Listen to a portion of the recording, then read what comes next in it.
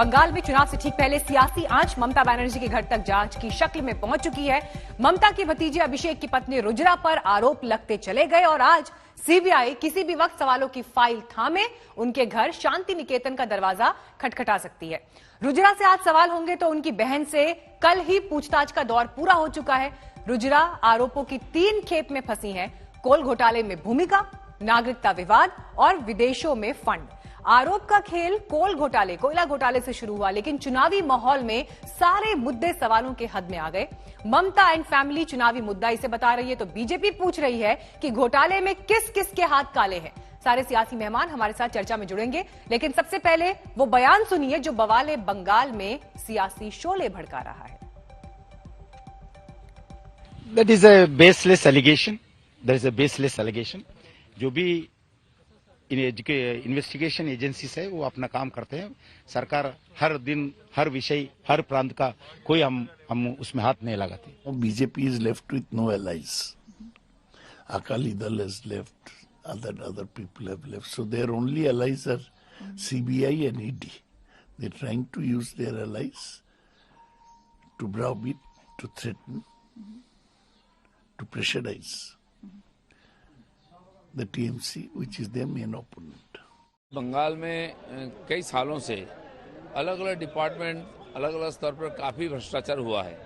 यहाँ के लोग सब जानते हैं, लेकिन इसका कोई निराकरण नहीं हो रहा था। अभी सीबीआई, ईडी ने इस दिशा में कदम बढ़ाया है। लोगों ने इसको स्वागत किया है।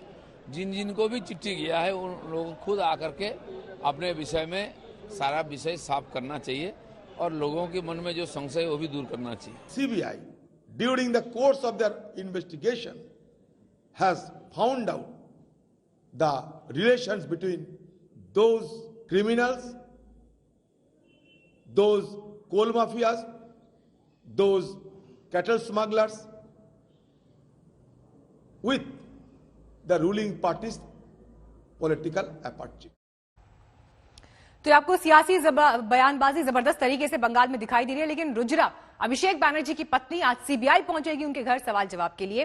रुजिरा जिस तरह से सुर्खियों में आई है, आपको हम ये बताते हैं कि रुजिरा के ऊपर मुख्य 3 आरोप क्या हैं। इसके लिए हमारे पास खास ग्राफिक्स इस वक्त हैं।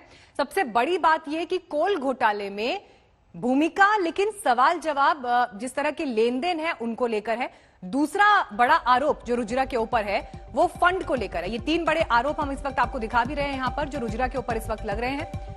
ये 3 बड़े आरोप अगर आप देखें तो इसमें कोयला घोटाले को लेकर, क्योंकि सीबीआई पूछताछ के लिए पहुंची है, तो कोयला घोटाले में लेन देन का जो ये आरोप है ये उन पर पहला आरोप। दूसरा, विदेशी खातों में कितने फंड्स हैं, इसका सोर्स क्या है, इसे लेकर सवाल जवाब होंगे। और तीसरा विवाद नागरिकता को लेकर भी है। उनका जन्म बैंकॉक में हुआ, हालांकि इससे पहले कोलकाता हाईकोर्ट ने उन्हें इस मामले में राहत भी दी थी, क्योंकि ओवरसीज पासपोर्ट जो है वो उनके नाम पर दर्ज है। लेकिन ये विवाद खत्म हो गया था, लेकिन अब सिरे से ऐसा लग रहा है कि विवादों की एक नई किश्त रुजिरा के साथ शुरू हो गई है।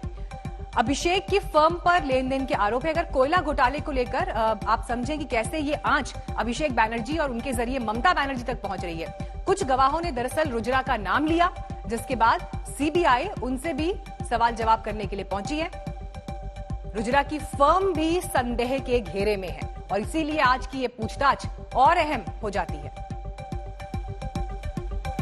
तो आज जब सीबीआई पहुंचेगी 11 बजे से 3 बजे का ये समय रुजिरा की तरफ से सीबीआई को जवाब के तौर पर दिया गया कि टीम 11 बजे से 3 बजे के बीच उनके पास आ सकती है पूछताछ के लिए। इससे पहले रुजिरा की बहन से पूछताछ हो चुकी है और जांच के दायरे में रुजिरा की बहन भी आई है।